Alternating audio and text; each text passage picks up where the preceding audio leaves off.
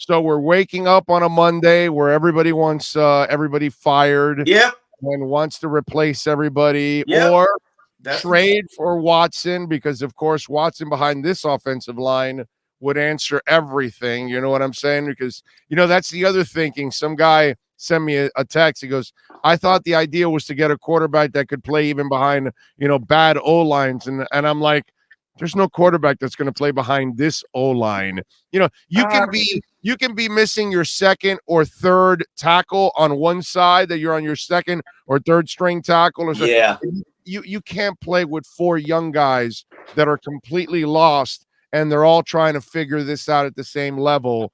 That is so hard for any quarterback to play behind that. I don't disagree with you, but I didn't think they were the problem yesterday.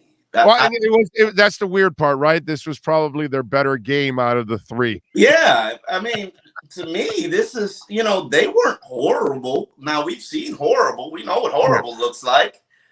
They weren't horrible. When your team is converting 3 of 18 on third downs, that might not be your offensive line. When your team is rushing for what they rush for, like 130 something. They did pretty good. Yeah, at 133. That's pretty damn good. That's not just sacks. What did they give up? 2 sacks? I'll take that. I'll take that. 133 and 2 sacks. I'll take that every day. I'll take that every single Sunday. So I mean, and I'm a critic of the offensive line. If this is the performance that they're going to give you every single Sunday, sign me up. Absolutely sign me up. Well, the bar's low. I mean, I have covered the Dolphins for 2 decades. I mean, for 14 years, 2 good offensive lines since probably about 3 good offensive lines since 2000. But yeah, I mean, I'm sorry, we got to look it up. I'll look it up later. How many units gave 133 rushing yards and 2 sacks? I might say 10 in the NFL, and the majority of them probably won their games. And 2 good pass rushers doesn't mean everybody has 2 good pass rushers that you're facing. They were facing 2 good pass rushers on that team yesterday. Are you at the point you've given up on all these people? Because I'm still not ready to give up on the line. Which people? You got to be more specific. I'm talking about the draft picks that are all being questioned right now, from Tua to the O line, not just Austin, the O line. I mean, we don't hear Robert Hunt's name that much, but people are complaining about the O line not being good enough, that all these picks are a disaster. And I haven't seen enough football, and I don't think it's fair to say anybody that's even playing well has arrived, or anybody that's playing poorly is a failure. I'm just not ready yet when you've only played a year of football. I think the only person that I will give a satisfactory grade for on that team, performance-wise, is Xavier Howard. And even he can play better because he's allowed 2 touchdowns this season. But I know who Xavier is. I'm sorry, he's gonna allow touchdowns. It is the nature of how he plays. He takes risks, and he wins, he loses. Everybody else, I can't, everybody else can play better. And even Xavier can play better. Everybody else can coach better. I would say I'm just as critical on the coaching that I'm seeing as I am the general manager's performance or the player's execution. There's nothing that's going right so far. I mean, you're lucky and fortunate Xavier Howard forced the fumble and recovered it to have 1 win. Otherwise, you'd be 0-3. And people looking to take moral victories from the fact that they came from behind after giving up 14 points, that's a loser's mentality. You should have taken care of business. You were up 14-0, put your foot on the neck. That wasn't what you did. You let them back in the game. Well, one of the problems that I have in that game is you end up signing a quarterback that you have 0 confidence in, because you're inside the 5%. Okay, Jacob, you're saying Yeah, because you're inside the 5 and you keep running wildcats. And even with him, you didn't even put him to pass it. You had him run it in. You end up settling for the 50-yard field goal because you don't have the cojones to go with the now. He threw a terrible interception a couple of weeks ago. And then yesterday, that brain fart of a throw that he had in his own end zone, that play. And that had to be a QB read option. That had to be a QB read option. He just made the wrong read. That play, the way I explained it on the video when I posted it, is the second it's snapped to you, you throw right away. You don't look and take a step back. And that's what he did. He took the ball, he took a step back to look and then throw. By that time, he already told the DB what he's doing. That's why that play never worked. If you're going to run that play, it has to be you don't move. You don't run that play. No, I know you don't. You don't run that play. I know, but if you're going to do it, you don't run that play. I get that, but because whether you took a snap and threw it immediately, even with Jalen Waddle, you don't run that play. You get out of the end zone. You run, you get an extra yard, and then you run that play. I get that, but that's not my point. My point is that if you're going to make that throw because the DB's off, because Jalen Waddle's fast and you're afraid of him getting behind you, I get it. But if you're going to make that play, Brissett has to be a lot smarter about it and know that the second he hesitated, the play was dead already. Let me ask you a question, and let me play devil's advocate here. When the hell have you seen them run that play in the first 3 games? The quick screen to Waddle. Well, you haven't. You haven't. So why are you running it in the end zone? Well, obviously, that's the definition of moronic. That's what I'm telling you about the quarterback. I mean, the quarterback. He said, "That's on me. My bad. I shouldn't have made that read and made that throw." Right. But why, as the offensive coordinator, are you even calling that play in that situation? He didn't call that play. That obviously was a brain fart. No. The play was designed for that to be an option. You took that. The quarterback took that option. I think that's a brain fart on him, dude. That's a brain fart on everybody. No, that's a brain fart. Why is that in your backed-in package? If you have a backed-in package, and everybody should have a backed-in package. If you don't have a backed-in package, you should be fired. But if that's your backed-in package, why the hell is that play number 1? Well, this is why I'm telling you, when you watch the other plays in the game and they don't trust him, that go back to that and go back to the other interception he threw a couple weeks ago that was like 8 hours late.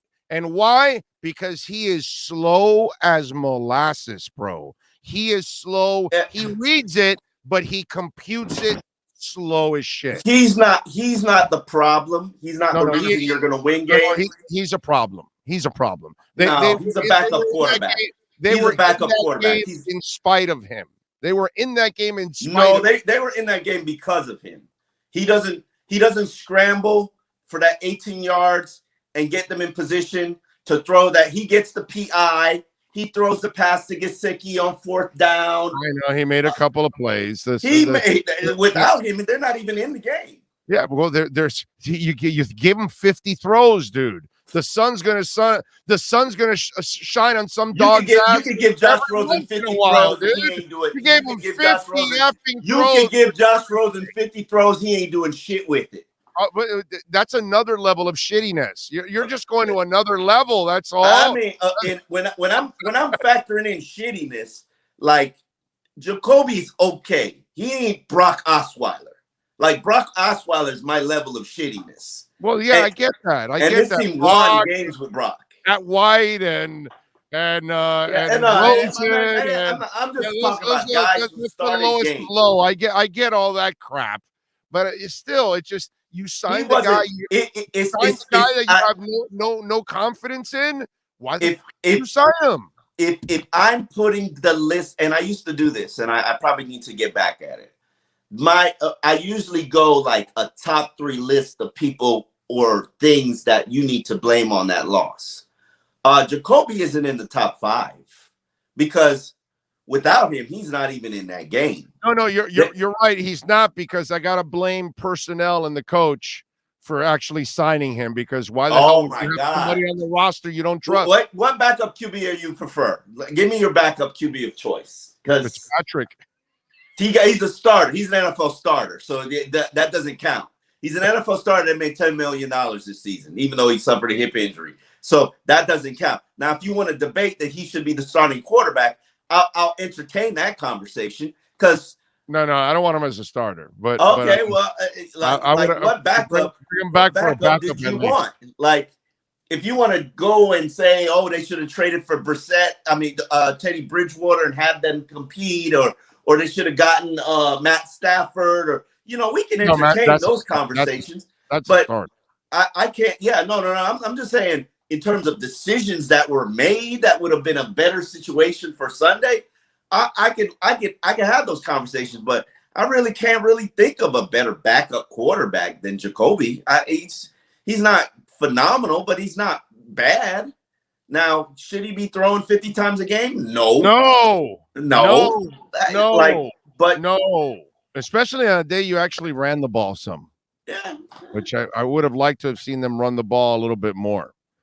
Except in certain situations, like this window of 3 games, you should be fixing your O-line and running the ball. Win or loss. I agree. Fix the O-line and run the ball. But they could have walked away with an overtime. They could have walked away with an overtime tie.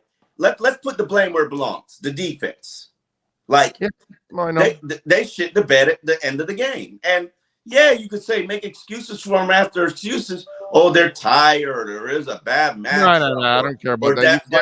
You got to find a way to make a play. You got to find a way to make. You got to find a way to make a play. They didn't, and that's the strength of their team. So they got to take that loss on the chin. That the offense will be responsible for plenty of losses, but that's on you. When do you guys get the coordinators? Is that today or tomorrow? Tomorrow. Well, I'm going to be interested to see. They don't discuss anything that happened in the last game, which is just moronic. Oh, they've moved on. They moved on. Yeah, like and so you could sit there and you could want to dissect, like, what the bleep were you thinking in this situation? They'll be like, oh, we've moved on to the next game, and like you're. Like, especially if it was really Jacoby's fault, they're not going to want to bury the kid. Yeah. So they're instead of piling on, they're going to say, "Oh, we moved on." Jacoby fell on the sword. He's like, "That was dumb. It was on me. I take total responsibility for it. I shouldn't have done that in any and even if it was played, you should have called. Even if it was called, you should have said, "No, that's not what we're doing." Right. That's just dumb. Yeah. Like, there's nobody in the league who looked at that play and said, that's a smart play. That might have worked everybody would say that's dumb. That's dumb. Yeah. You don't call that play. You don't call that play on the half a yard line. If anything, that should have been a fake, where you faked it to there and then went somewhere else. Then handed it off. If that happened, you faked it to a quick hitch and then handed it off to Myles Gaskin or whoever, I'd be like, all right, I could buy that. But right. That play was just dumb.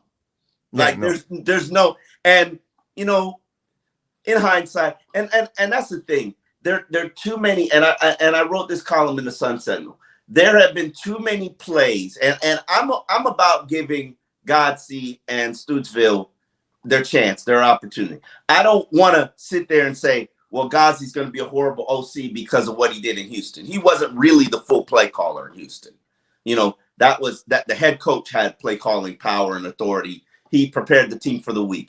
So and he had 2 playoff teams, and got fired because of Brock. He couldn't help the Brock Osweiler become a good quarterback. Like, yeah, I'm not this whole dual OC thing. Here's where there's a hole in people's arguments. Didn't they run the ball yesterday? Yeah. Okay, so I guess half the coordinators did well. Hey, if you want I'm sorry. Because this whole dual OC thing ain't working, right? I 1,000% agree with you. One guy's responsible for the run game, one guy's responsible for the pass game. That's where I will assign blame. And if you want to say Stoogsville, you should be calling plays right now from this point, I'd be like, all right, I don't disagree with you. But that's not the point. The point is maybe they just called the game that they could only call. That's my problem. I'm wondering if the coach also put a little bit of kibosh on them and said, yeah, in these key situations, take the ball out of Brissett's hands. You know what I mean? Because it was an indictment that you're inside the 5 and you refuse to throw the ball. It's an indictment where you have a chance to win the game But hold on, instead hold of on, settling for a tie. hold on. Go for it. Let me just say this, and I wrote this in my column. The person who taught me not to question play calling on a consistent basis was Bobby Bowden, because he said there are so many different things and studies and circumstances and things that go into our decision making, and unfortunately for us, you can question play calling because you know the end result. Miami might have saw something with their defensive tackles, and they don't have great defensive tackles, in film that said, hey, these Wildcat runs are going to work. And in fairness to them, their Wildcat plays are their best goal line plays, which is why they keep in practice, which is why they keep calling it. Okay? Right. Now, put that to the side. Yes, they have to be committed to it to run it 2 straight times. The execution probably was the issue as opposed to the play call. Now, do I like the play call? No, but we should not get in the habit of questioning play calls because we don't know all that goes into it, what they've studied versus versus the Raiders, what analytics say, what their success rate in the Wildcat package in practice has been. Now, wait a minute, but I'm not questioning the play calling. I'm just questioning the obvious because they don't trust Brissett. Yeah, because there was 2 different scenarios. You're inside the 5. They didn't trust Tua either. They didn't walk out with Tua in the goal line. Well, that's fine. They didn't trust him. That's they fine. They might feel like that's their best package. But on a quarterback sneak, I'd rather have Brissett than Tua. That's a different decision. But what I'm saying is when you're going for the field goal and you could have gone for the win, you know what I mean? You got nothing else to lose. Oh, and you what? What do you mean? What? You don't think so? You would have went for the win instead of. Yeah, instead of going for the field goal for the tie, you go for 4th down and you try to keep that drive alive, and you go for 7 eventually. Well, I mean, if you have a quarterback that you can count on, you will. Nothing's going your way as a team. Like take the field goal and hope Oakland shoots themselves in the foot and Xavier puts on a cape and saves your ass. Like don't play hero. Don't like who on your team is a hero other than Xavier? You gonna play hero? That's my point. Since you don't have somebody that you can rely on as a hero, this is what ends up happening. Yeah, which is why you should kick the field goal and hope Derek Carr, plays hero ball and shoots himself in the foot. Like that pass that Derek Carr threw that basically got them in scoring territory before the big run.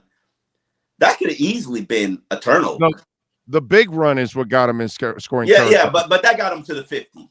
Like, okay. And as I told you yesterday, and as I told you last night, X had the chance to make the tackle on that big run.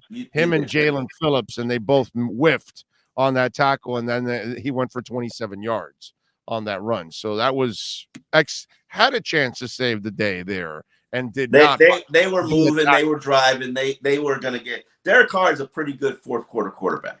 No, he's a good quarterback, bro. He's a good and the way he's performed and the way he's matured, and people will piss all over the Raiders' 3-0 start, and that's fair and that's fine. But Derek Carr is more than a capable starting quarterback in the NFL. You can easily. It's the same crap that goes on with Garoppolo. When people talk shit about Garoppolo, you can win with Garoppolo. The problem with Garoppolo is he doesn't stay healthy. But it's almost they make both the same. They make it sound like, oh no, Garoppolo can't get it done. No, Garoppolo can get it done. He can play. Last night he put his team in victory mode. It's just obviously another great quarterback grabs the ball and takes it downfield. He did his job. His problem is health. Man, wouldn't it be great to have one of those quarterbacks? I'm with you on Derek Carr. Derek Carr's also had some health issues. But Derek, you can win a Super Bowl with either one of those guys. Wouldn't it be great to have a quarterback who does what Aaron Rodgers does? Oh, Jesus. Well, we had one years ago. But Marino used to do yeah. that all the time, all the damn time. I mean, he retired with the most fourth quarter comebacks. When you don't have a defense and a running game, you were forced to do those kind of things all the time. Marino used to do that all the time. It was like, oh, he's got 50 seconds, plenty of time. That's how spoiled we were with Marino. Yeah. A minute 10. Oh, dude, Dan's got plenty of time to drive him downfield. Sure enough, bop, bop, bop, bop, touchdown. Sure enough, always. Now, if the great quarterback got it back like Aaron Rodgers on the other side, Dan would watch his defense give up the other score, and then that's how he would lose. You know, Richard Todd would do it or somebody else would do it, and you're like, holy shit, damn it, bro. Dan set us up, and boom, it's the defense giving it up. That's what happened a lot of times, which is sad. And imagine how many more fourth quarter comebacks he would have had if the defense actually could have held some of those after some of the drives that he put them in the lead, which was disturbing. All right, so then do you expect any more changes on the offensive line? Because Austin Jackson actually had some positive moments, and then he had some negative moments too. Why change? Why change now? Like, okay, what else are you gonna do? Your top five are actually playing. Greg Little hasn't even been active for a game. Maybe I changed my center. Like, but what's the upside there? He hasn't been bad. He hasn't been the problem. Well, I mean, we're talking about, if we're going to talk about Flo's philosophy of starting the top five guys, I think now your fifth guy is Dieter. So, like, so if somebody's going to unseat Dieter, okay. But I mean, I don't like Liam was the weak link yesterday. He's a rookie. He played, you know, he played, he made mistakes. He learned from it. Right. As I said, until you get to the Jacksonville game, win or loss, this stretch is about stop being a bitch ass team and learn how to run the football, learn how to stop the run so you can stop being a bitch ass team, get after the quarterback and solidify your offensive line. Like, start focusing on winning in the trenches, because until you stop being a bitch ass team, this stuff is going to happen. This isn't the quarterback's problem. This isn't Jacoby Brissett problem. This is, you're a bitch ass team and have always been a bitch ass team. You can't stop the run and you can't run the football. Like, for me, you can't protect the quarterback. That's that's the starch, the mashed potatoes and gravy for your meal. That's what's going to fill you up. We can sit here and want lobster and sea bass, and we're going to walk away hungry because we don't have any starch in the meal. Like, get some starch, man. Get something that's going to fill you up. Take the pressure off everybody. Even when Tua comes back, how good is he without an offensive line and a running game? He's going to be the same quarterback. He's going to be hurt. He's going to get hurt again. He's going to have all the pressure on him. That's why I was like, they got to get Najee Harris. And I know he's not doing great out there, but you know what he can do? He can pass protect, and he can run that 4-minute offense. You know, I like Myles Gaskin, but can he be an every down back? No. Now your lead back is Malcolm Brown. Great. Nobody else wants him to be their lead back in the NFL, but that's your lead back. Okay. Yeah, they have not invested heavily at that position. They have gone half-ass at that position. Perfect, and perfect. And I get it why they did it, but you had 2 shots in 2 drafts to select the running back, and it wasn't a priority. Yeah, their bigger problem really still is the O-line, because even the running backs that they have would be serviceable if they actually had a really good line overall, and that's. But see, and the O-line is just players that they. You're talking about Eichenberg. He's 3 games into his career. Yeah. I can't judge that kid. I have a hard time judging any of these guys. Austin Jackson might be 12 games into his career. Austin Jackson might be 12 games into. I mean, might be 16 games into his career. Yeah, so, it's not a lot of time for these guys to develop. That's my problem with all of this, and that's why I'm not quick on giving up, especially on the O-line, because sometimes O linemen take a while, and none of those guys were picked top 5, top 8, or whatever. Let's be real. Austin Jackson didn't deserve to be a first round pick. Let's be real about it. You reached to get what you needed, and there's nothing wrong with it. You did that with Eichenberg when you felt like you needed to trade up to go get him because you didn't want to reach. I respect that. The problem I have is talent evaluation. And you looked at all the personnel. In my mind, when I watched the first week of training camp, the first practice in pads that they had, the first couple of practice in pads that they had, and I watched how they got bitch slapped, and then they took it to Chicago, and I watched how they got bitch slapped again. I said to myself, yeah, this ain't it. This ain't it. This is not going to be good enough. And nothing has changed my mind still. And when you saw that, you should have done something. And they did make 2 trades, but one guy can't be active and the other guy is just a backup. So what can you do more? And there is more that you can do to do something to fix it or patch it. You can go out there and get a veteran. The question is, in your mind, are you saying we're still investing in youth? Are you investing in youth, or are you trying to save your season? Because I'm sure they're not at the point where they're trying to save their season, but we're getting close to it. Oh no, they're close to it. They're getting close to it. Close to it, because this week becomes pretty much a must-win because you're going to lose to Tampa. So they can shock Tampa. They can shock Tampa. They're going to have a great game plan. They could shock Kansas City, who has not played for like a year now. They haven't really played good football. They kind of been living on the seat of their pants. Still getting to the Super Bowl. Yeah, I get that, but that's because they're so talented. And truth be told, they're not even playing up to their. But Tampa is focused. I don't think Miami beats Tampa. Tampa could go into that game sleepwalking, and they could get hit with a rash of COVID like any team in the NFL. You never know. Now you threw COVID in there. I'm just saying. Yeah, COVID is the ultimate equalizer. Everybody's healthy. Tampa's kicking Miami's ass. COVID could wipe out the entire Dolphins right now this week. No, I get that, but that's not playing the game. I'm talking about the game itself. Oh, talent-wise? Yeah, see, Tampa, it doesn't have the hangover that Kansas City still has from the Super Bowl that they won 2 years ago. They are still on that hangover. They're playing like shit. They fall behind all the time now. And here's Mahomes' magic and all that stuff, and it's caught up to them a little bit. It would be nice to have a quarterback who can do magic. No, I get that, but I'm just saying it's a shame because they're so gifted.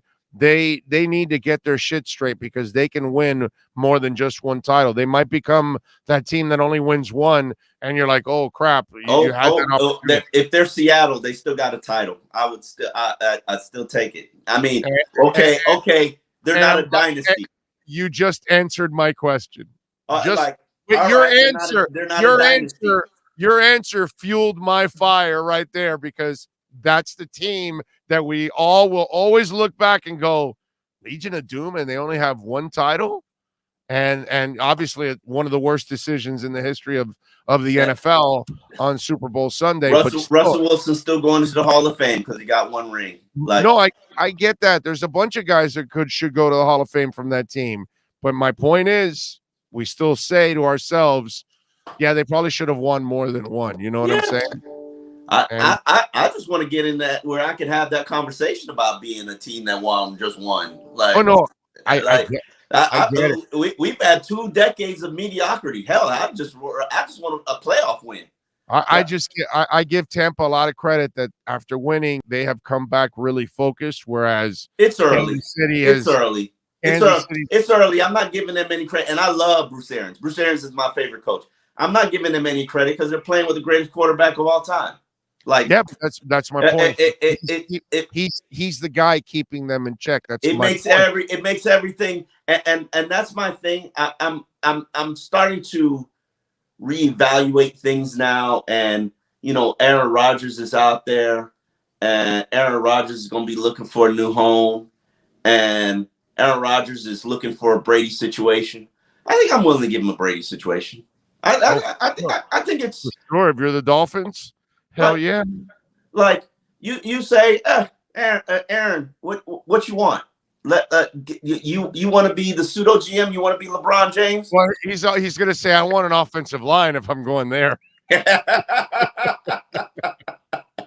That's what he's going to say. Yeah. Because, Hey, it's great you guys have no state tax. yeah. I'm glad that you guys want to sign me, and I would love to go over there. But man, you better fix that O line because I mean, give me Adams and give me I'm not Adams. going there to bust my collarbone for a third time. Give me Adams and give me whatever offensive line I want. Sign me up. Like, where do I sign? Right. Like, that's right now. And I'm not giving up on Tua. I think we're going to evaluate Tua based on what happens when he comes back from the rib cage injury, and we're not going to use the rib cage injury as an excuse. And love Tua to death. Still believe that he's going to eventually be a good quarterback in 2023. I'm committed to that. One more injury and it's over. I don't care about that one more injury. I want to win now.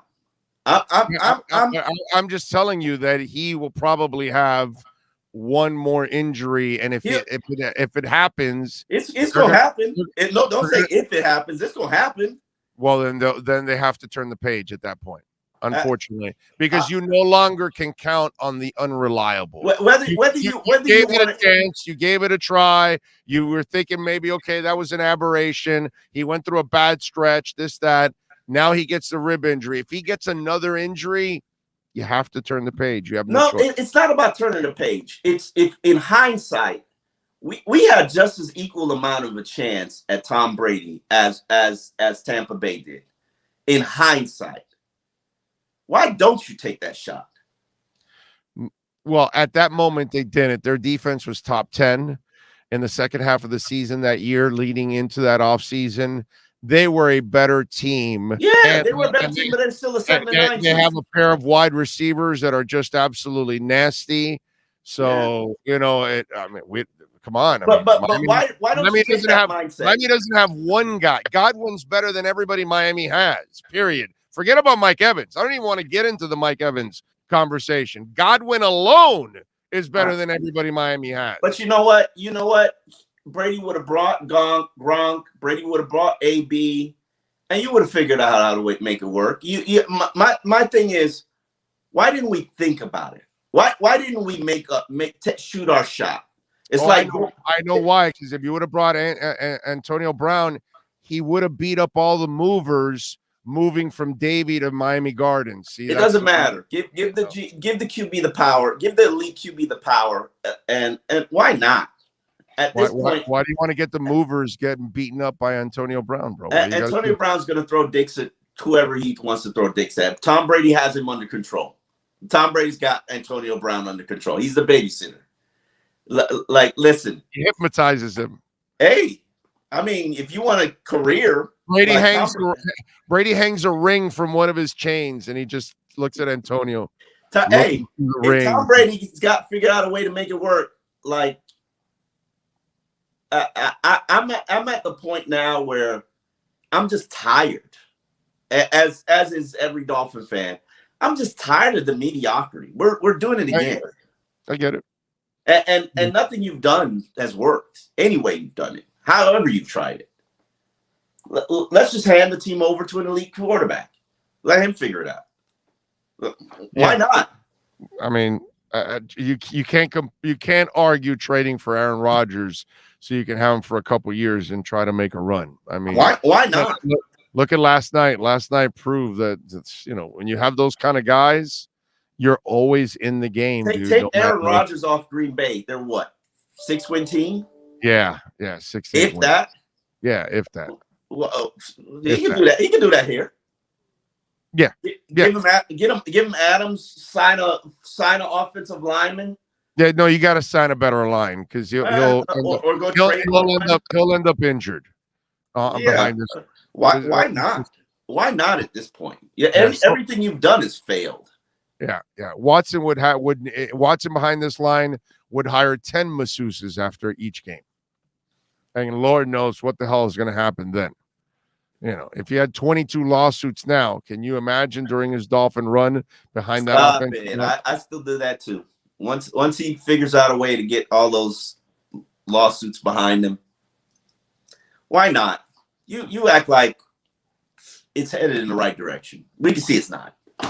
Like, it's not. Well, right now, no, there's nothing right now that looks like it's headed in the right direction. I mean, can't argue that right now. Can't argue that. Even though I'm not willing to give up on people yet, I can't argue that right now. It seems like the same old, same old. Same old. It's the same old song we've been playing for 2 decades.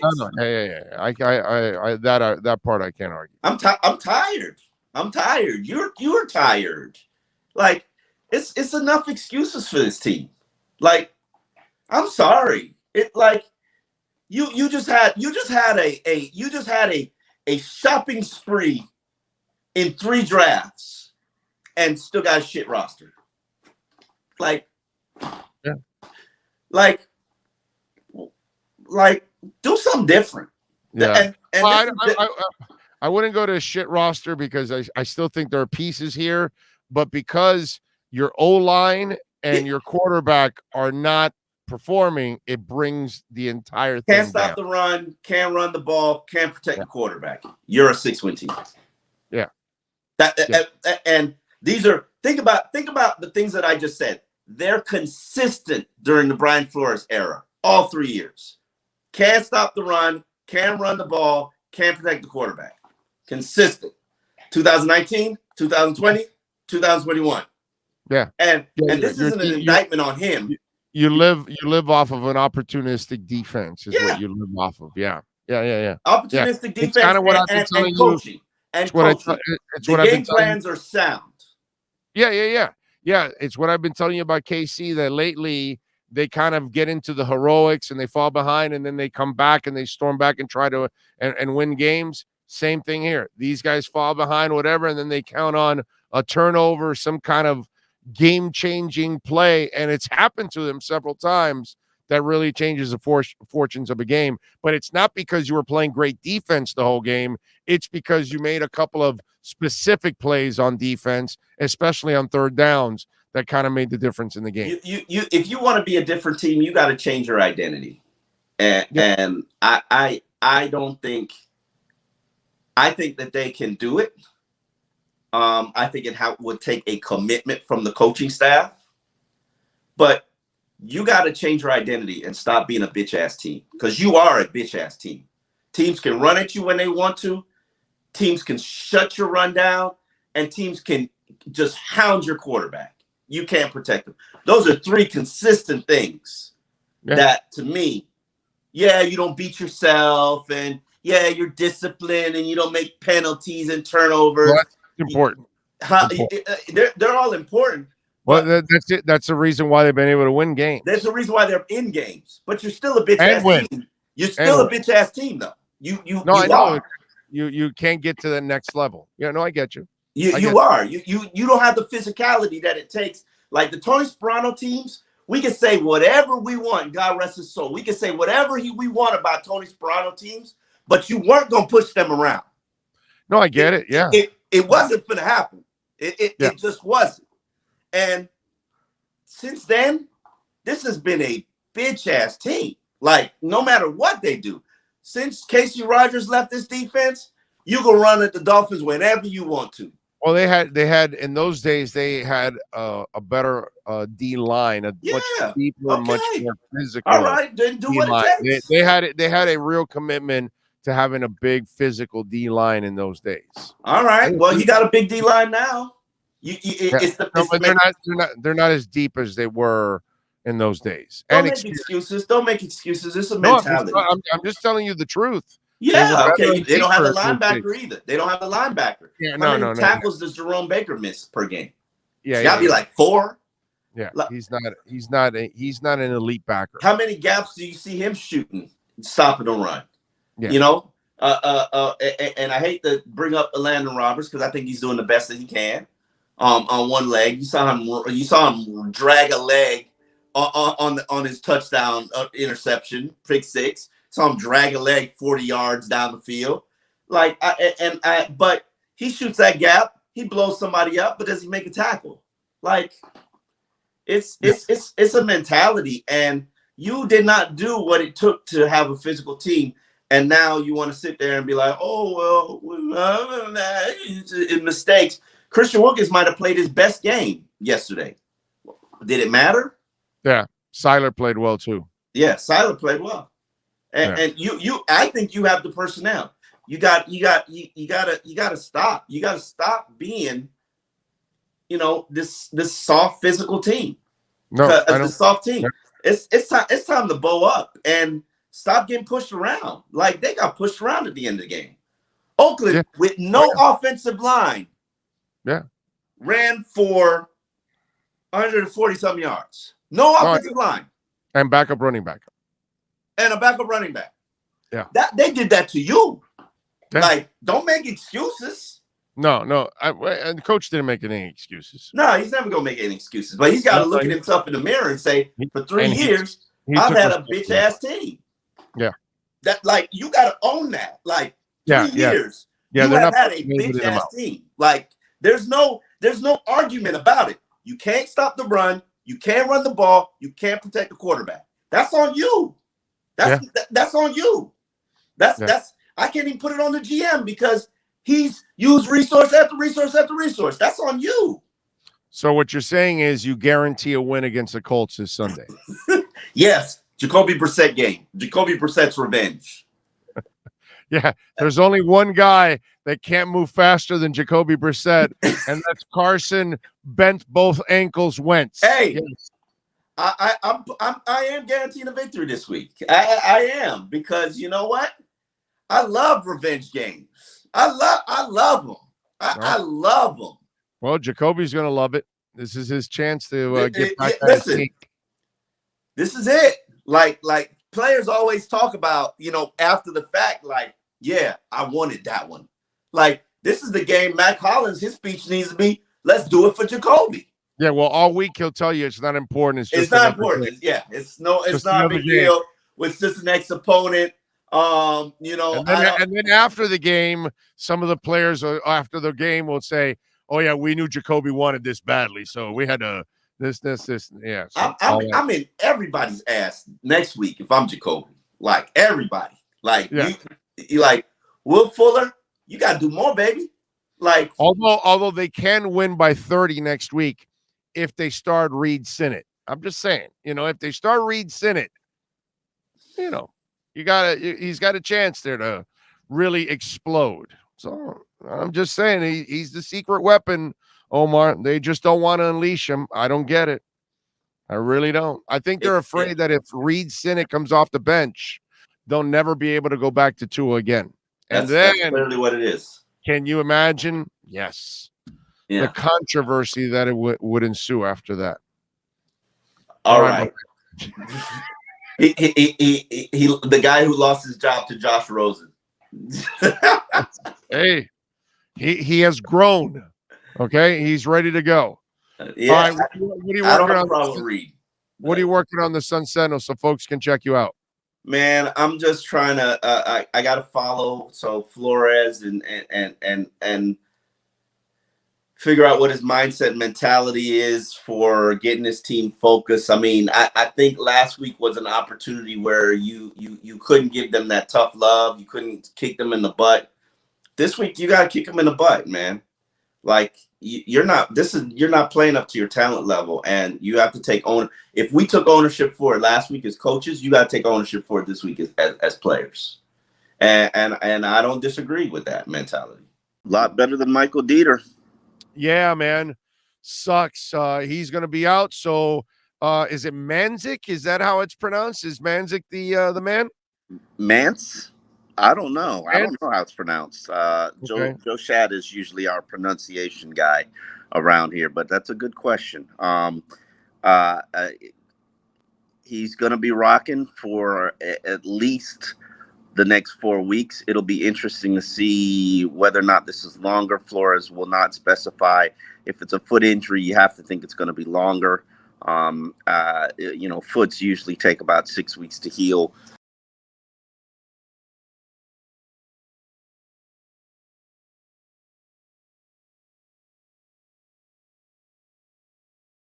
And the thing about this is that Mance is a veteran starter. I believe he started 28 games, so there's the potential that you could be enhancing your unit because you're not exactly going to a young, inexperienced player.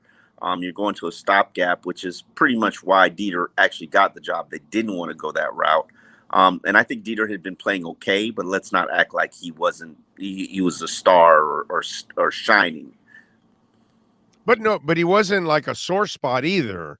So I got to give him. I mean, listen, this is a new position for the kid. So Yes, I got a guy that it, hasn't it played a lot in the it was first years. okay. It was You know, okay, just yeah. like everybody else on their offensive line. I mean, I was very interested to hear that Flores was kind of critical about Robert Hunt, who I think had probably been the most consistent player on the offensive line. But he talked about consistency. We got to get consistency, and clearly that's something that's should be a priority for the entire unit. Consistency. The one thing I've learned that everybody knows I love and I'm obsessed with trench play. And the one thing I've learned about trench play is, Joey Porter taught me you could be a Pro Bowler with 3 wins a game. We're not talking stalemates. We're talking about 3 clear-cut wins dominant. He said, you get 3 wins a game. That's a tackle for loss. That's a sack. That's a forced fumble. That's a big third down stop. You get 3 wins per game. You're going to be You're going to be at the Pro Bowl. Now flip it on the other side. You can't have 3 losses on the offensive line. Right. Like one bad play, and the worst offensive lineman I've seen down here was actually Mark Colombo, but outside of Mark Colombo, who is now a supposedly ridiculously good offensive line coach, it was Dallas Thomas. And Dallas Thomas would be okay to borderline decent for 50 plays a game. But then there were 5 plays, and you don't know when they were coming. You don't know what down they were coming. You don't know. Usually they came in bad moments, actually. You don't know what drive it was. But there were going to be 5 disasters. And those 5 disasters cost you a game. And, and he's right. There are instances where it's 2 plays to Jesse Davis. It's 3 plays to Robert Hunt. It's 5 plays to Austin Jackson. It's, 3 plays to Liam Eichenberg. And you add that all up, you've got basically offensive line ruining about 15 to 20 plays a game. And, you can't play like that. No. They definitely have to improve. Now, they were a little better this week. So now we will see if somehow they can get better again this week against a Colts team. Without a new starter. And now I believe I heard a stat that the Dolphins had the most offensive line changes since I didn't get the year. During 10,000. I want to say it's 2010, I think. Yeah. I wasn't surprised. No.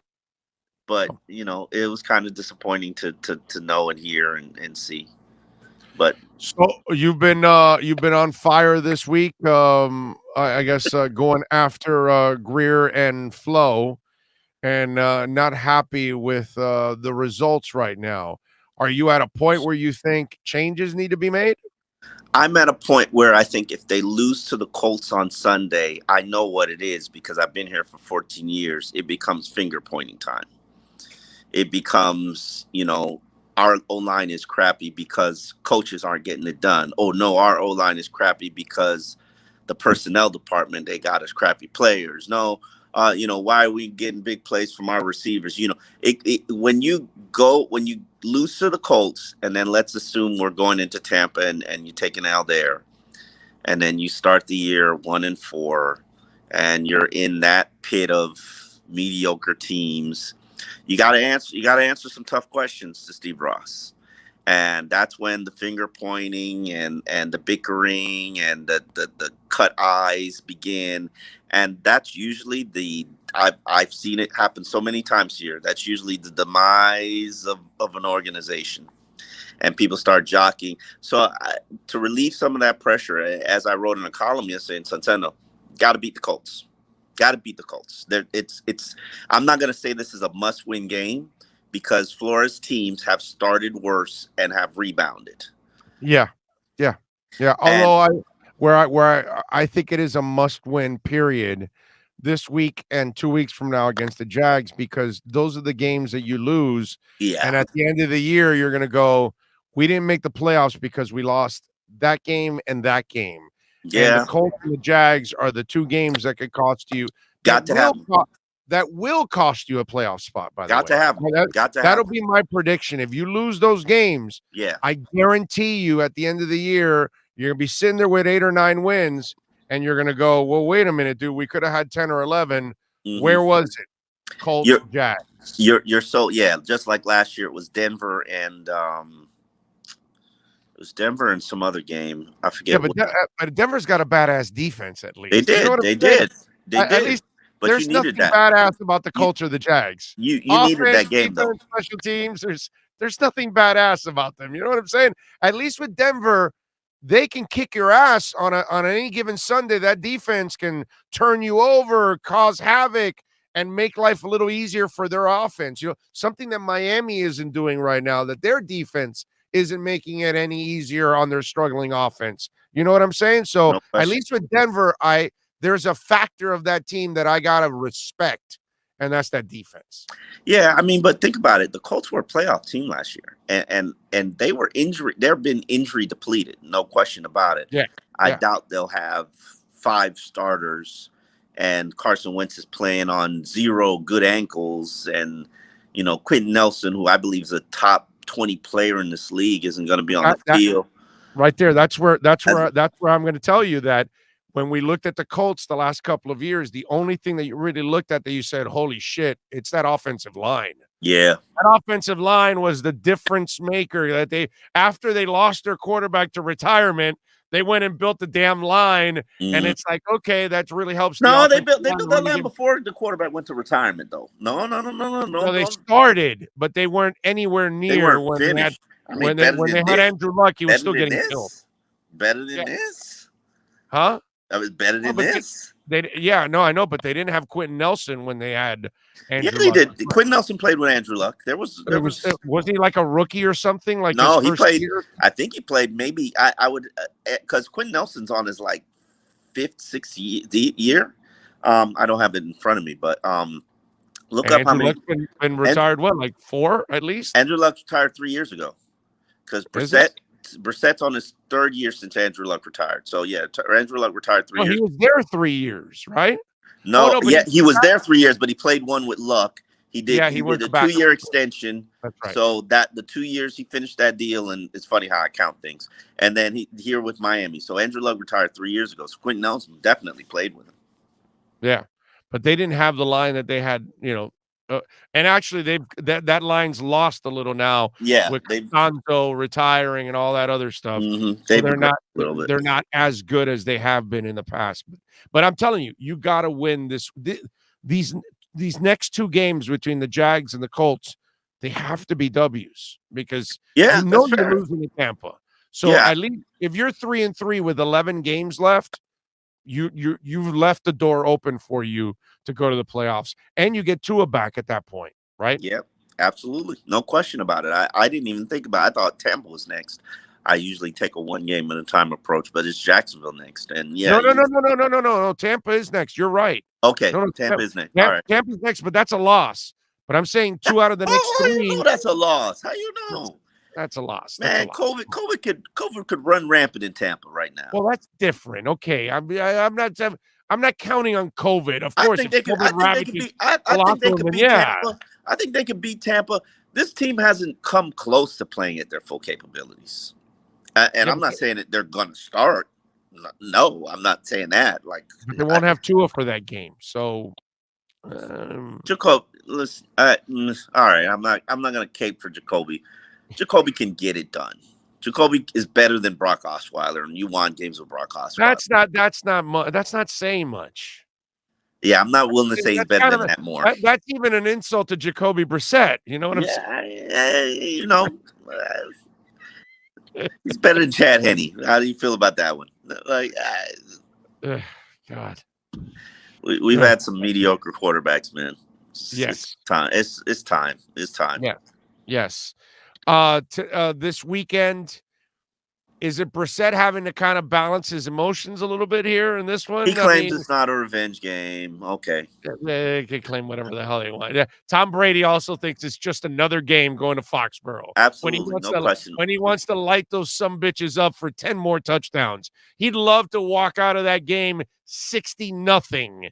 That would excite him. Okay. And you don't think Todd Bowles is telling the defense, let's do this for Tom Brady? I love revenge games. I don't understand why players downplay it. And let me tell you something. Todd Bowles doesn't have to do jack shit. You know why? They all have a ring because of that dude last year. Those guys will all go through walls for that guy. That guy's already won everybody in that organization over. Every single player will do anything they possibly can to win that game for Tom. There's no doubt in my mind. Not only is it Tom, I think that whole team will be motivated for Tom. Plus, all those guys have probably already lost to Belichick several times, and this is their time. Oh God, it to them. You know they look so mediocre right now. It's like and people they're probably gonna take this clip. Like I've been saying for years that it's Brady. It's not Belichick. It's Brady, and now people finally recognize it and see it. Yes, Belichick is a Hall of Fame coach. He's gonna game plan and scheme you to death. But you know what? It makes it so much easier when you have a quarterback you could give the ball with 2 minutes left, and he's ultimate 2 minutes left, no timeout, and he's gonna go score a touchdown. Makes it so much easier when you have a quarterback who throws guys open and doesn't allow pressure from your offensive line. Who could read a defense and just instantly snap his finger and the balls to an open man. It makes it so much easier. Put some respect on Tom Brady's name and take a little bit of gloss off that Bill Belichick, because he hasn't proven that he can win without Tom Brady. Dude, he made Dion an MVP in a Super Bowl. He goes and gets a big ass contract from Seattle, and he couldn't do jack in Seattle, and then he comes back and actually plays well again in New England. And it's because of Tom Brady, bro. Tom Brady is Tom Brady. He's the ultimate eraser. That's what he's been, and he makes Oompa Loompas like good receivers. That's the other thing that they did to him for many years. It's like he's looking around going, "Oh, I'm taking a pay cut, and you're not spending any money here. What the hell's going on?" And look, he goes to Tampa, and they give him everything he wants, dude. Look at the receiving core he has. We could talk about Moss and Welker. What he has now is way better, actually. That's what I want, Big O. That's what I want. That's where my heart is right now. I want an Aaron Rodgers, Tom Brady situation here. I'm tired. I'm tired, Big O. Well, I saw you retweeted Josina Anderson's tweets. Yes, I think Josina is probably the person who has the most direct contact with Deshaun Watson. I know that. I agree. So what came out of that was this ain't done by November 2nd. They're not getting through all of the civil and the criminal. That is not going anywhere. That's not going anywhere. It might be here for a year, for two. This is civil. I've always said and felt this is civil. This isn't jail time arrest. But we don't know that. But still, the criminal investigation is still going on. So if they have enough to put charges on you, trust me, they're gonna put charges on you. Well, I know that, but they haven't yet, and so we have to wait. We don't know. We don't have all the info. Okay. My biggest concern about the whole Deshaun Watson thing, and understand, Deshaun Watson, to me, I like him, but he's option B. I told you option A. Like Rodgers? Why wouldn't I want to give Aaron Rodgers a Tom Brady situation? and let him pick No, his team. I get it. I'm not. Listen, Where else is he in going a to way, play? I'd rather go with 2 years of Rodgers than the baggage of Watson because Exactly? and I still believe, Omar, that the league will step in the second they try to trade him, and they'll say no, we're not going to have that right now. I think if the league was going to step in, the league would have stepped in and put him on the suspended list already. I think the league but they don't have to because they've already put him on the kibosh already. Well, it would have been smart for them to put him on the suspended the NFL list now. doesn't have to get involved right now. Yeah. Why get involved when you don't have to? Is what I'm saying. He's getting his paycheck. He's like if the no. The league has stepped in before without any criminal prosecution on multiple occasions. You're right. Why didn't they do that on this one? Because he's not playing, Omar, because they've got him on ice. It doesn't matter. He's still collecting his paycheck. He's still embarrassing the league. That doesn't affect everybody's still talking about it. The league cares about embarrassment. They don't care about right or wrong. Trading a guy that could be facing criminal charges would be embarrassing. You're already letting him right play. Now, leaving him on ice and the Houston Texans paying him doesn't affect the league, doggy. Houston pays him because it's a commodity that they haven't unloaded, so they have to pay him in. So you think the minute they unload him is when the NFL is going to punish? Yeah, no, not punish. Just the commissioners list. They'll say no. You guys can trade him after the legal issues are done. But for now, I don't think they'll allow. No, they would have done that already. Trust me, they would have done. These owners talk on an owner level. So let's do this. I think Steve Ross, and this is just speculation. $50 of stakes on the line. He gets traded. He gets traded. You say he gets traded, and there's no shot he gets traded this year. No shot. No. By November 2nd, there's zero chance he gets traded because the legal issues aren't done. The league will not allow it. I will bet you $50 on stakes on that. I don't know if I'm willing. I don't know if I'm willing. One, I think Miami is the only team in the game. And I feel like this is a Josh Rosen situation where people are trying to have them bid against themselves. I think you just stand friggin' firm and you say, this is what's on the table, as they had done previously. It ain't changing, whether you will. And now stories coming out, and I don't doubt the stories because I know exactly they're coming from the most reputable NFL reporter out there. And it's like, now the Houston Texans too is hurting. The Houston Texans are willing to budge off their offer. Okay, cool. Then you call me and you make me an offer. And now it's 3 1s and 3 3s instead of 3 1s and 3 2s. Like, I would do 3 1s and 3 3s, but I would also do conditions on jail time and arrests, which that's where I'm telling you, the NFL is not going to allow that. I mean, no. But let's say I put conditions on. Think about that there. No. Let's say I put conditions based on arrest. I could put conditions on the future picks based on how many starts he has in 2021. Well, starts is different. Arrests, but that's a condition I can put on it. That's a condition I could put on. If he's arrested, it's not impacting any games. The NFL won't allow it because if he's arrested and it's not impacting any games, who cares? If he's suspended for 2021, I'm not 2022. I would put conditions on it. I would give them 1-1, 2 3s now. The rest of it is conditional on how many games you play in 2022. You could do that. You're like a hitman.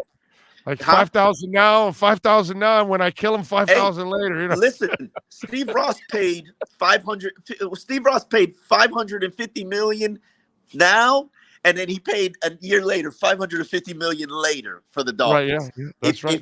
If he can make that deal happen, he can make this deal happen. Yeah, but there's not a criminal involved here, criminal charges allegedly, involved in all of this. That's a whole different ballgame, bro. That's why. If in my mind, this has already been the league's biggest embarrassment. This is a lot worse than when who's the running back who got suspended for beating his son.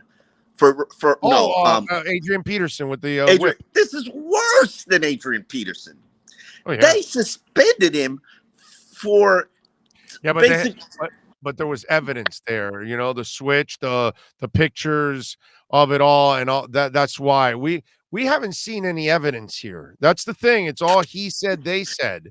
And unless now that's the whole thing. We don't know if there's any incriminating phone calls, texts, pictures, That's a videos. good, yeah. That's the part that we don't know about. There's stuff that maybe there's nothing to this case, and maybe there's something to this case. That's the damn problem with all of this. We don't have all the facts in He's this case. still So going to be know. traded without all Yes. the facts and without all the Oh, he's still going to be traded. And I'm not saying that I would do it. I would do it, but it wouldn't be my number one option. I'm waiting for Rodgers. I am. I got you. Where else is he going to play? And they're going to want to trade him to the AFC. Every California team is already taken. Right? No, but and they're not going to want to trade him in the NFC. They're going to want to trade him to the AFC. Exactly. I'm selling myself to Aaron Rodgers right now. You bring me Rodgers, you Devontae Parker, you pick your team, it's yours. What do you want?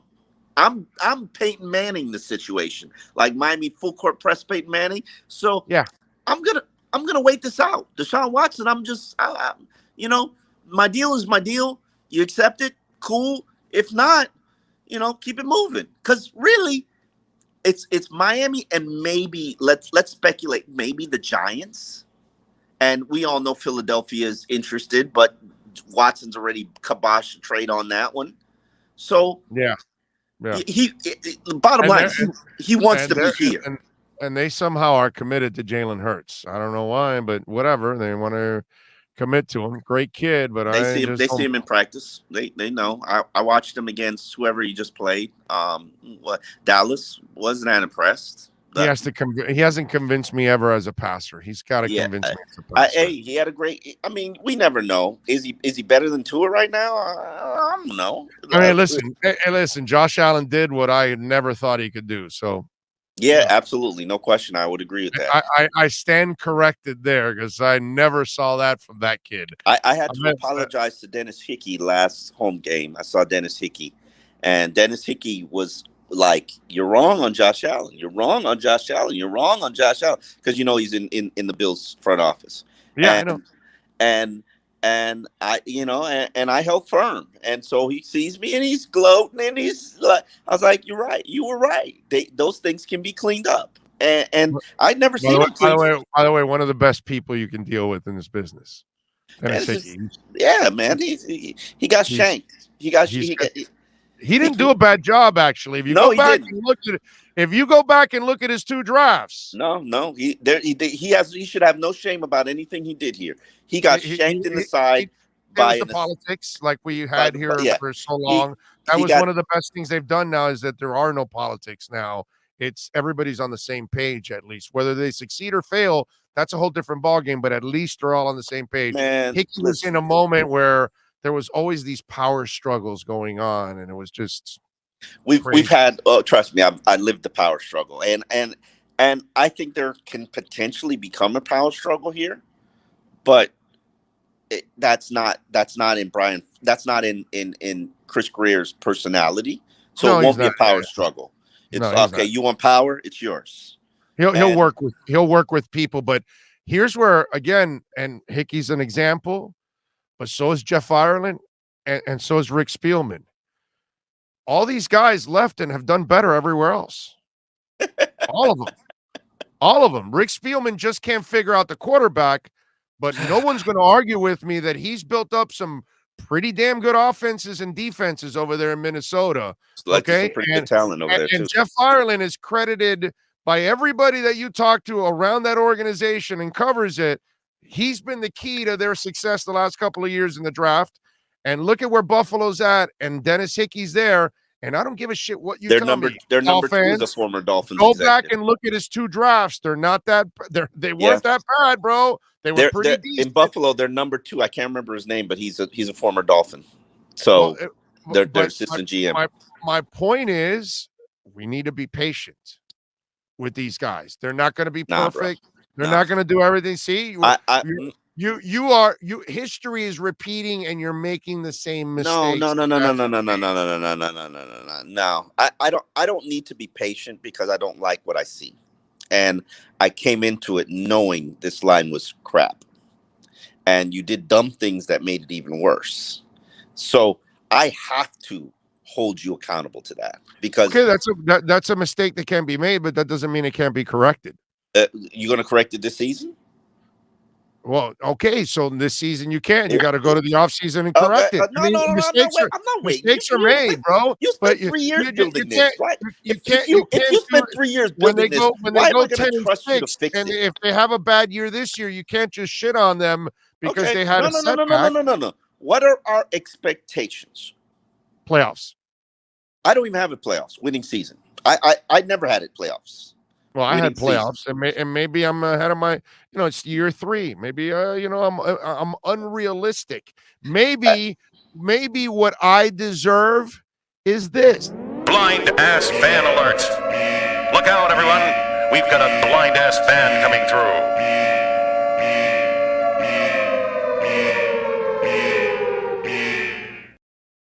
Okay, Yeah. maybe Let, that's what I deserve because maybe I let, I was getting ahead of myself here in let only me year let me 3. let me break down this offseason for you because we already know last offseason was a complete disaster since you spent all of this offseason undoing 90% of everything that you did last offseason. Okay, let me show you why this offseason is a disaster. Your biggest moves were you signed Will Fuller, knowing that he couldn't stay healthy. Well, lo and behold, what happens? Can't stay healthy. Your second biggest move was Bernard McKinney. You cut him out of camp. You know you have offensive line issues. You need a new center. You signed Matt Skura. Never competed. You had to go out and trade for a player. You don't address the running back position. Now, a guy who had never had an opportunity to start before is your starter, Malcolm Brown. Let's move to the pass rushing. You need to beef up pass rushing. And Jalen Phillips, it's too early. It's very patient with it. We coming in here? Are we almost ready? Okay. Let Jalen Phillips is not a proven, polished commodity player yet, and no shame in that. But but you knew you needed pass rushing. You could have gone out and you could have signed Melvin Ingram. You chose not to. So your problems were created by you. As an organization, as an executive, Eric Flowers could have helped you. Your problems were created by you. I cannot sit here and not hold you accountable for the fact that this team has regressed instead of taking a step forward. Your job was to make this team take a step forward. You have regressed as an organization. That's on front office.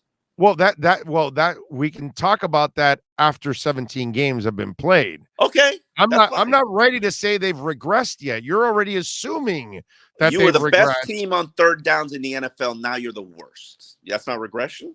But it's 3 games. Your offensive line was shit 2 straight years and continues to be. Actually, is even worse than it was before. But it's 3 games. Okay, cool. Let's.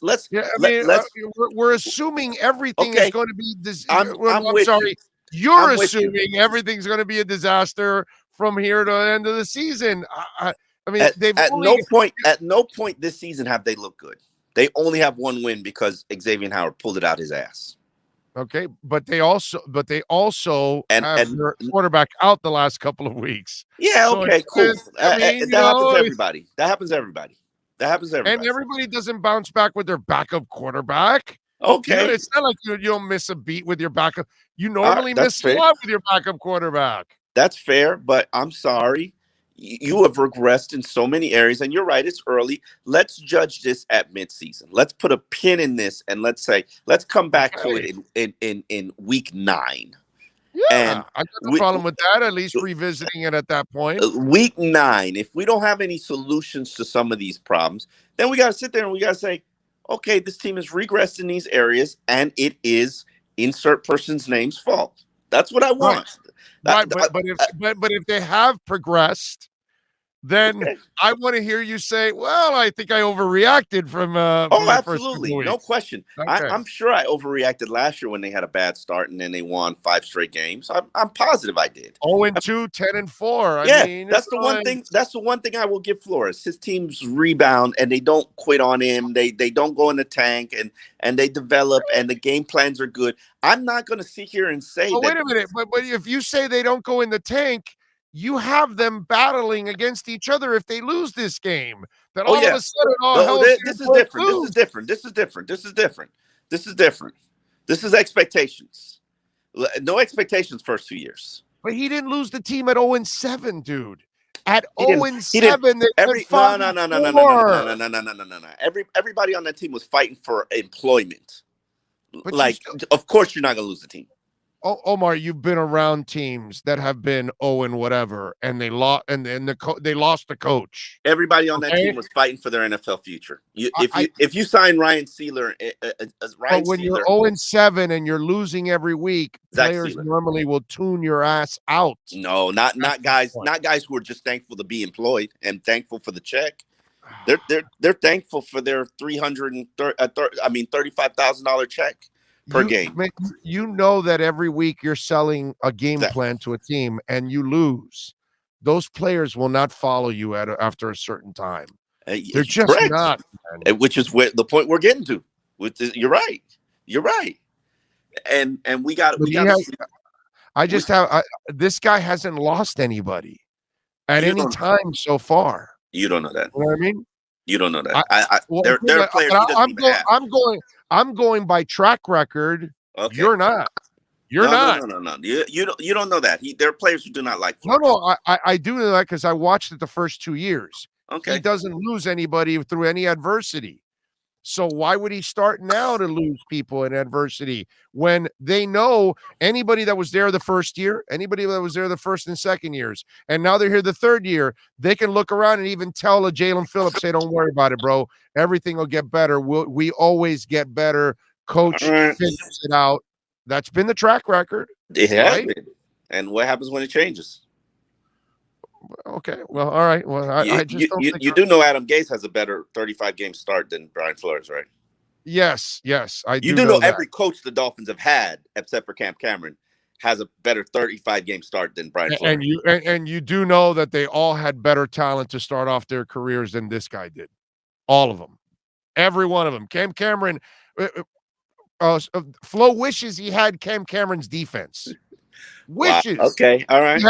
What he had on don't argue with me on this. What he had on that D line was sick compared to what they have now. He also had a ton of injuries. He also had a ton of injuries and lost a lot of star players. But those teams had better talent. This guy tore it all down in the first year, and he's rebuilding it by back up choice.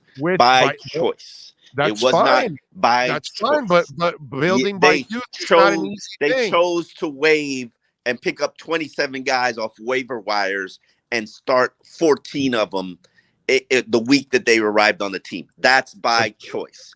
I do not give you any kudos or trophy for your little 5 moral little victories. No, you end up with 5 wins, and Ryan Fitzpatrick delivered 4 of the 5 wins. Ryan Fitzpatrick delivered 4 of the 5 wins, including the dynasty ending. I give Ryan Fitzpatrick the credit. Wrong. I've always been that way, and you know that. We sat here and argued for years about that. You were tanking. You were strategically trying to be bad. They were never tanking. God, you have no business. You have no business claiming Cameron Munson off the practice squad of the Patriots and starting him on Sunday's game. None. 0. Why not? Why not? Why not? Because at that point you have no choice. You're not. No. You had choices. You were competitively trying to be bad. No. And when you go 5-4 at the back end, you're not trying to be bad. You're improving as the year goes on. Oh my God! You were starting Cameron. You were starting Calvin Munson dynasty, baby. You were starting Calvin Munson, and the best thing that you found was Zach Sealer in all of that mediocrity, experimentation, dumb foolishness that you were doing. What if I tell you growing up, Flo loved the Munsters? That's why he signed Calvin Munson. Because it reminded him of the Munsters. That's Bro, all. you know how many guys that they claimed off waiver wire or poached off a practice squad that joined the team on Wednesday and started games on Sunday? That was Studley. That's the kind of balls I want on my coach. The guy that could get a guy off the street and beat your ass the next day. That's what he did. He went 5-4 down the stretch. He got guys off the street, and he said, Belichick, you're my bitch today in Gillette Stadium. We're shaving your ass right off of history. And he ended the dynasty. You're ending the dynasty. That's my kind of coach. That is going to be his greatest accomplishment. That is going to be his greatest accomplishment. That's a great accomplishment right there. It is a great Brady and Belichick. All right. He beat your boy Brady. Didn't Tannehill beat Hold on, didn't Tannehill beat the Patriots in the first round? So that means technically Tannehill ended the dynasty. No, it wasn't Tannehill. It was it wasn't Tannehill that year. Who beat them? Who beat them in the first round? Baltimore? You're talking about in the play. I'm talking about in 2019 in game 17. Yeah, I'm talking about the playoffs in 2019 because the Dolphins were the last game that they played. They went to a playoff game. Oh yeah, I know that, but they sent them to the wild card round because they weren't that good. Who was that team that beat them? Who was that team that beat them? I think it was Tennessee. No, it was Miami that beat them down mentally. That by the time Tennessee got them, they stop. Give Tannehill his credit. Give Tannehill his credit. No, I give Derrick Henry credit, not Tannehill. No, Tannehill ended the Patriots' diet. I think it was Tannehill. I think it was Tennessee because it shocked the world. It was the Dolphins that ended the dynasty, bro. Man, it was the Dolphins. Those bastards wanted the bye week, and the Dolphins denied them the bye week. Flo said, nah. And then Tannehill ended the dynasty by ending the season prematurely and preventing another Patriots. I'll look it up, and I bet Derrick Henry had like 250 yards in that game. It doesn't matter. It was Tannehill, starting quarterback, ending the dynasty. Yes, Derrick Henry probably had 200. All right, so what'd you do? Are you picking them to win or what? I'm picking them to win. So is everybody else in the Sun Sentinel. So is everybody in the media contingent, which means it's a very dangerous game. So what you're saying? Well, the field goal kick's going to go off the pole and we're going to lose. Is that what you're saying? Don't start. Don't talk. Don't. I'm not ready. I can't. I'm not. I'm done. I checked out. Like, dude. Can South Florida handle a bad loss? No. They don't want. No. The good thing is that Sunday there'll be a big win, so that's all good, and we'll make up for the loss from last night. So we'll be all fine. All right, so you're getting ready for a press conference, correct? Yeah, man. We should be able to get some. We're going to talk to the new starting center, so we'll make that fun. Okay, yeah, you ain't going to get any answers from Flo because he ain't going to give you any answers. You know that.